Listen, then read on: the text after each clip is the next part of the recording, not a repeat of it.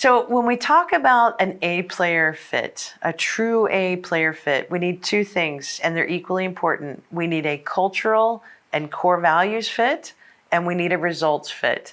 Someone that has the skill and the will and the ability to deliver outstanding results. So we need both to be an A player. Now, you may have what we call a B player fit that is great on culture, just loves your values and just is so enjoyable to work with, but they may need a little bit more time to get into that A player space. They may need some coaching on their technical abilities. They may need some mentorship on how your ERP system works, or how to be a little bit more detailed in the reporting. But it's always better to hire someone that has that cultural fit really strong in their DNA, and then to coach them up into that A player space through experience and time, than to hire someone who truly doesn't care that much about your core values. They really don't resonate with what you're trying to role model with your culture. So pay attention to both, please. Now, when we talk about a C player fit, this is someone that absolutely does not match your core values. They're not able to deliver results. You've tried your best to coach.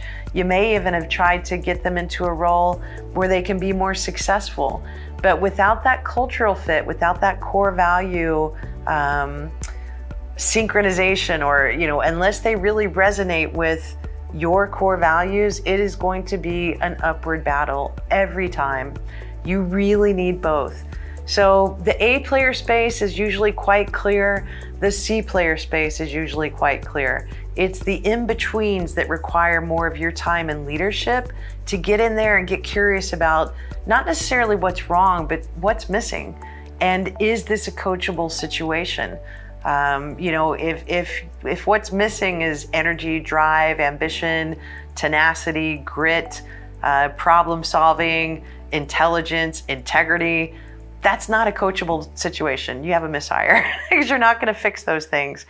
Now, another one that's also in between is what's often referred to as a toxic A, especially if you're following the WHO book. And I really appreciate this term because I think many of us have seen it and experienced it. This is someone that is just knocking it out of the park with regards to results. I mean, they are a top performer. Unfortunately, when it comes to the team, they're not so easy to get along with. They might be overly negative, they might be hypercritical, they could be arrogant or condescending, or just rude. So in this situation, they are not usually matching your culture, your core values. They may not be open to coaching. And so you find yourself in a situation often where, what do I do? I mean, it's my top sales guy or my top sales gal. And I don't want to lose those results. But at the same time, I'm by letting that toxic behavior continue, I'm effectively setting two standards for my core values. And think about what that's going to do to your A players and your potential A's that are living and breathing your core values.